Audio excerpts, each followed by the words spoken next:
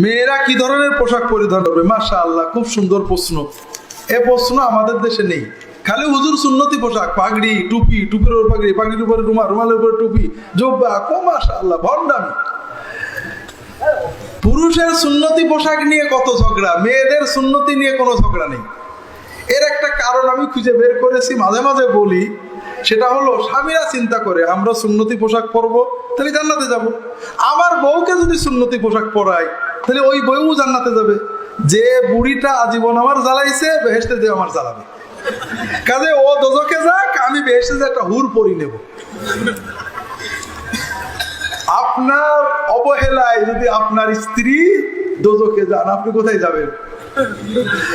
মেয়েদের জন্য সুন্নত এবং ফরজ পোশাক হলো শাড়ি, ইসলামী পোশাক না।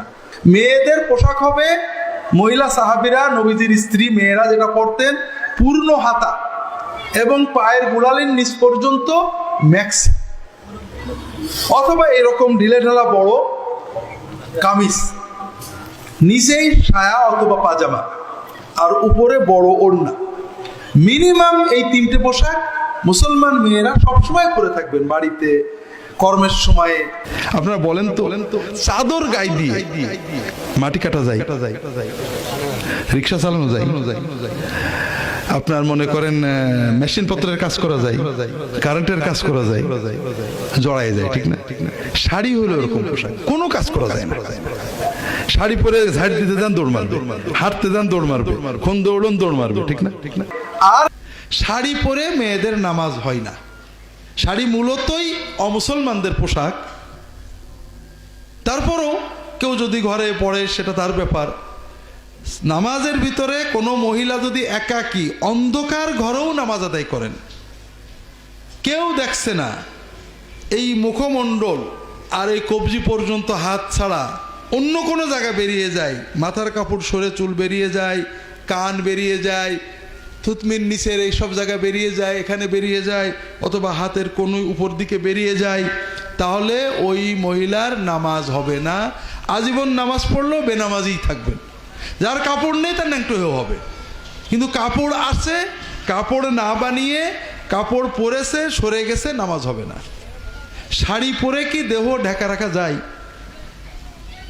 কি মনে হচ্ছে আপনাদের? রাখা যায়? কারণ আপনি যদি কোনো মহিলা যদি শাড়ি পরেও রুকু সেজদা করতে গেলে কি হবে? সরে যায়, কান চুল বেরিয়ে যায়। শাড়ি পরে নামাজ পড়ার জন্য শর্তগুলো বলি, পছন্দ হবে না আপনাদের। শাড়ি পরে নামাজ পড়তে হলে ব্লাউজটা হতে হবে এই পর্যন্ত। আপনার স্ত্রী মেয়েদের ব্লাউজ কোন পর্যন্ত? তাড়াতাড়ি জান্নাতে যাবেন, ঠিক না? শুধু বউদেরই দোষ, আপনাদের কিছু দায়িত্ব নেই। ব্লাউজের গলা হবে এই পর্যন্ত। আমরা পুরুষেরা গলা আলাদা জামা পরি, আর আমাদের স্ত্রী, আমার মেয়েরা প্রচুর পরিমাণ গলা কেটে পড়েন, ঠিক না? এটাই তো আল্লাহর হুকুম, ঠিক না? আর যখন নামাজ পড়বেন, শাড়ির উপরে বড় হেজাব, নেকাব, বড় চাদর এমন ভাবে পরবেন যেন মুখটা বেরিয়ে না যায়, মাথার কাপড় সরে না যায়। মেয়েদের ফরজ পোশাক, আমার একটা বই আছে, পোশাক, পর্দা ও দেহসজ্জা বই, আপনারা দেখবেন মেয়েদের জন্য ফরজ এবং সুন্নত পোশাক হলো যেটা পরলে ফরজ আদায় হয়, এবং যেটা নবীজির স্ত্রী মেয়েরা এবং মহিলা সাহাবীরা পরতেন, সেটা হলো বড় হাতাওয়ালা, পায়ের নিচে ঝুলানো ম্যাক্সি, বড় উপরে ওড়না, আর ম্যাক্সির নিচেই সায়া অথবা পাজামা। মেয়েরা এই তিনটে পোশাক পরে যদি সালাত আদায় করেন, সালাত হয়ে যাবে। এরপরও মহিলা সাহাবীরা অনেক সময় সালাতের জন্য জিলবাব অর্থাৎ বোরকা পরে নিতেন।